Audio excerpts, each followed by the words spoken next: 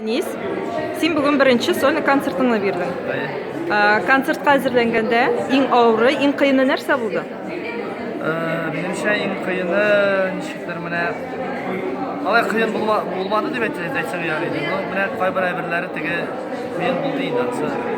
Menimcha men tege teatrallarni bitirgach yengil bo'ldi u tege. Ni sahnada balki qavushadim endi, chunki u bitta javobli ish. Birinchi konsert bu har şey uchun u bitta javobli ish. Alay tege eng muhimi tege bir shug'ayim xalqqa osharmikan deb degan. Xalqqa osharmikan bizni uy fikrlarimiz borib yetirmikan deb ular yuragini borib yetkazsa bitta baxtli bo'lar edim men shu. Sen bugun qanoatmi konsertdan? Seni bek ko'p ustozlaring bugun qutladi Men sahnaga. qanoat, men baxtli deb o'zimni sanayman, chunki bir barsida o'z fikrlarini aytib bitirdilar, sahnaga chiqdilar, men shoy o'tirib konsertni zalin keldilar, men o'tirib tomoshachilar bek zo'r rahmat. Barcha men barimizni da yarataman.